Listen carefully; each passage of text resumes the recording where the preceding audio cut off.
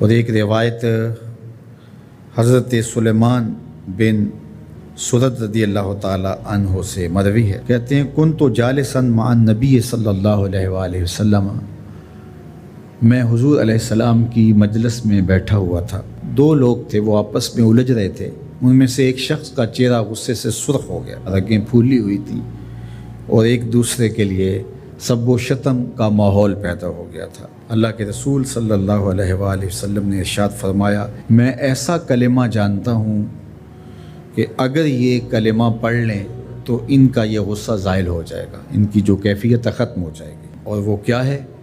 اعوذ باللہ من الشیطان الرجیم۔ یہ پڑھ لیں تو جو ان کے اندر ہے وہ چلا جائے گا۔ تو لوگوں نے اس شخص کو کہا جس کی رگیں پھولی ہوئی تھی اور غصے سے اس کا چہرہ سرخ ہوا جا رہا تھا کہ تعوذ پڑھو، اعوذ باللہ من الشیطان الرجیم پڑھو۔ اور یہ اللہ تعالیٰ نے قرآن مجید میں ارشاد فرمایا ہے کہ جب غصے سے انسان بے قابو ہو جائے تو اس کو چاہیے کہ وہ اپنے غصے سے باہر نکلنے کے لیے تعوذ پڑھے۔ ایک روایت میں ہے اللہ کے محبوب نے ارشاد فرمایا، تم میں سے اگر کوئی شخص غصے میں آئے تو وہ خاموش ہو جائے، تو خاموشی سے غصے کا لیول نیچے آنا شروع ہو جائے گا۔ اور ایک روایت میں ارشاد فرمایا، جب تم میں سے کوئی شخص غصے میں ہو تو وہ کھڑا ہوا ہو تو وہ بیٹھ جائے، اور اگر اس کا غصہ اس سے زائل ہو گیا تو ٹھیک، ورنہ لیٹ جائے۔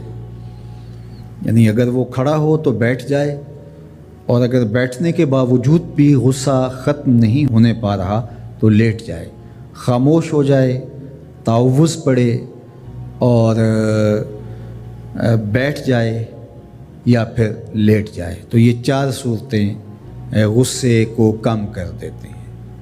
تو غصے کو نافذ کرنے کی بجائے کوشش کرنی چاہیے کہ غصہ جو ہے وہ فروغ ہو جائے، چونکہ غصے میں انسان ایسے امور کر لیتا ہے کہ بعد میں اس کو سخت پچھتاوا ہوتا ہے۔ تو ایک شخص نے حضور سے کہا کہ حضور مجھے کوئی وصیت کیجئے۔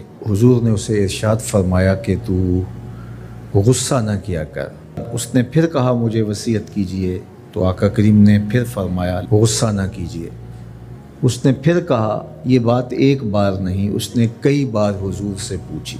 وہ کوئی اور وصیت طلب کرنا چاہ رہا تھا کہ یہ تو ٹھیک ہے، کچھ اور وصیت بھی کیجئے۔ اس سے ایک تو اس شخص کی ذاتی صورتحال ایسی ہوگی، اور دوسری یہ ہے کہ اس نصیحت کی اہمیت کے پیش نظر کہ غصہ جب انسان کو آتا ہے تو وہ مغلوب ہو جاتا ہے اور بہت غلط فیصلے کر بیٹھتا ہے، اس لیے بار بار ایک نصیحت پر تاکید کرنا اور اس کا تکرار کرنا اس امر کی طرف توجہ دلاتا ہے کہ ہمیں معاملات کے اندر بہت معتدل رہنے کی ضرورت ہوتی ہے۔ جو شخص غصے کو نافذ کرنے کی طاقت رکھتا ہے، ایک تو ہوتا ہے کہ بندہ غصے سے خود اپنے آپ کو بے چین کرے گا، لیکن اپنے غصے کو نافذ نہیں کر سکتا، غصہ نکال نہیں سکتا، خود پیچ و تاب کھائے گا۔ لیکن یہ وہ شخص ہے جو غصے کو نافذ کر سکتا تھا، اس کے پاس طاقت تھی، لیکن اس نے اس کے باوجود غصے کو ضبط کیا۔ حضور علیہ السلام نے ارشاد فرمایا، قیامت کے دن اللہ تعالیٰ لوگوں کے سامنے اسے بلائے گا، تو اللہ تعالیٰ اسے اختیار دے گا کہ جنت کی حوروں میں سے جس کے ساتھ تم نکاح کرنا چاہتے ہو، جس کے ساتھ تم رہنا چاہتے ہو، تمہیں اس کا اختیار دیا گیا ہے، اس لیے کہ تم نے اپنے غصے کو ضبط کیا، اس کو نافذ کرنے کی طاقت کے باوجود۔ چار اشخاص کی کہانی سنو۔ حضور نے ارشاد فرمایا، اے عمر، اگر مجھے لوگوں کے سست ہو جانے کا ڈر نہ ہو تو میں تمہیں یہ بات کہوں کہ اس خبر کو جا کے گلی بازاروں میں بتا دو اور چار اشخاص کی جنت کی گواہی دے دو کہ انہیں جنت میں جانے سے کوئی شے نہیں روک سکتی۔ عرض کی حضور کون کون؟ فرمایا، ایک وہ عورت جس نے اپنی ساری محبتیں اپنے خامد پہ نچھاور کر دیں اور وہ اس حال میں مری کہ اس کا خامد اس پہ راضی تھا، جنت میں جانے سے اس کو کوئی شے نہیں روک سکتی۔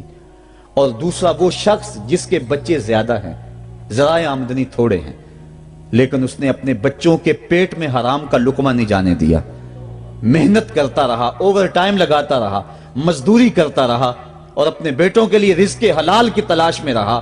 وہ بوڑھی کمر پہ بوریاں اٹھا اٹھا کے کام کرتا تھا اور اپنی کثیر اولاد کی پرورش کے لیے اس نے محنتیں بلی کی اور ان کو حرام کا لقمہ نہیں کھلایا۔ فرمایا قیامت کے دن اس کو بھی جنت میں جانے سے کوئی شے رکاوٹ نہیں پیدا کر سکتی۔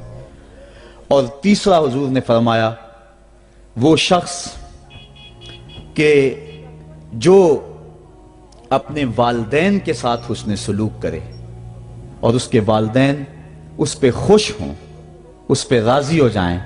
اور چوتھا وہ شخص کہ جس نے ایسی سچی توبہ کی کہ گناہوں کی طرف پلٹنا اس کے لیے اتنا مشکل تھا، جس طرح جانور کے تھن سے نکلا ہوا دودھ واپس نہیں جا سکتا، وہ گناہوں کی دنیا میں دوبارہ نہیں جا سکتا۔ تو یہ فرمایا یہ 4 شخص ایسے ہیں، عمر اگر اس بات کا ڈر نہ ہو کہ لوگ سست پڑ جائیں گے تو ان 4 اشخاص کے بارے میں شہادت دے دو کہ یہ دنیا پہ چلتے پھرتے جنتی ہیں۔ تو ماں باپ کی خدمت کرنے والا، ماں باپ کو راضی رکھنے والا یقیناً اللہ کی نعمتوں کا حقدار ہے۔ وہ بدبخت ہیں بیٹے جو ماں باپ کو راضی نہیں رکھتے۔ اللہ کے حبیب صلی اللہ علیہ وسلم کی خدمت میں ایک شخص حاضر ہوا اور اس نے اذن جہاد طلب کیا۔ حضور میں جہاد پہ جانا چاہتا ہوں، مجھے اجازت مرحمت فرمائے۔ حضور نے فرمایا احیٌ والدا کا، کیا تیرے والدین زندہ ہیں؟ قالا نعم، عرض کی ہاں حضور میرے والدین زندہ ہیں۔ قالا ففیہما فجاہد، کہا جا ان کی خدمت کر، یہی تیرا جہاد ہے۔